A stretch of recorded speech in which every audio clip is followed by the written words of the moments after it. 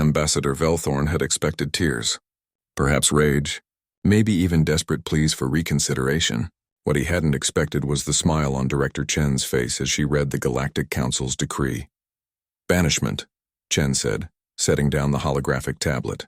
Effective immediately. All human vessels recalled to Sol System. All trade agreements terminated. All diplomatic channels closed. She looked up at the Velthorn, her dark eyes gleaming with something the alien couldn't quite identify. Did I miss anything?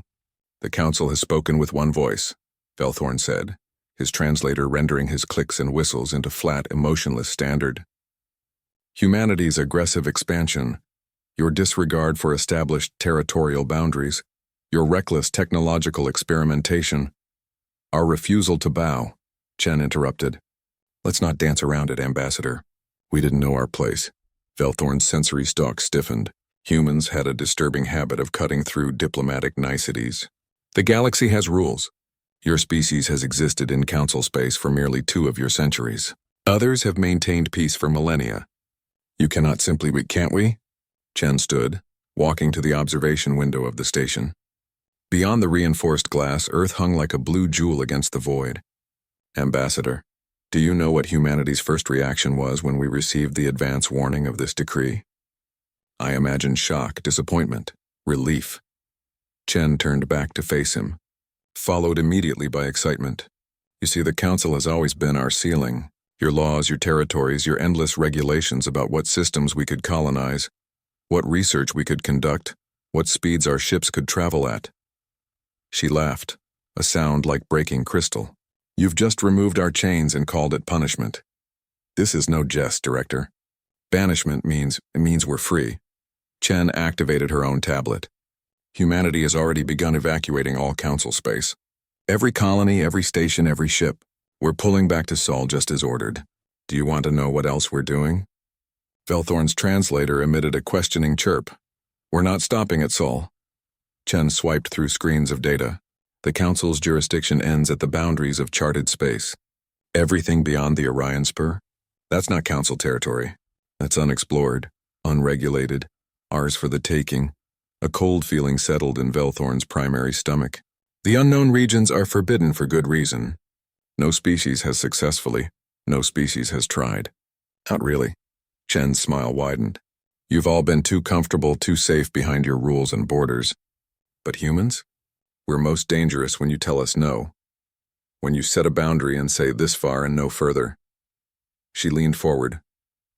We don't see walls, Ambassador. We see challenges. You'll die out there, Velthorn said quietly. The radiation storms alone will be studied, measured, and overcome. Just like everything else, Chen pulled up a star map. Red markers dotted the screen beyond Council space. Hundreds of them. Thousands. We've been planning this for 3 months, ever since your Council began deliberations. Every human colony is already packed. Our transport fleet has tripled. Our survey ships are fueled and ready. 3 months, Velthorn repeated, his stalks drooping. You knew this would happen. We made sure it would happen. Chen's expression hardened. The border incident at Tau Ceti, orchestrated. The territorial dispute with the Zakros, carefully escalated. The unauthorized wormhole experiment, entirely deliberate. She shook her head. Did you really think humanity stumbled into banishment by accident? We've been playing you, Ambassador. All of you. Velthorn felt his legs weaken. But why? The Council offered protection, trade, knowledge, at the cost of stagnation. You offered us a place at a table where the menu was already decided, where the rules were set by species who stopped innovating millennia ago. Chen walked back to the window. Humanity didn't crawl out of the gravity well of a death world, didn't bootstrap ourselves to faster-than-light travel, didn't cross the galaxy just to become another bureaucratic member of a cosmic homeowners association. You've made a grave mistake, Velthorn said. The unknown regions harbor dangers you cannot imagine. Good. Chen's reflection grinned in the glass. We're counting on it, because humanity has something your Council forgot. Hunger, not for food or resources, though we'll take those too. Hunger for the unknown, for the challenge, for the frontier. She turned back to face him one last time. You wanted us gone from your orderly, peaceful galaxy? Congratulations. You've just unleashed humanity on the universe. The data on Chen's screen shifted, showing real-time updates. Ships departing.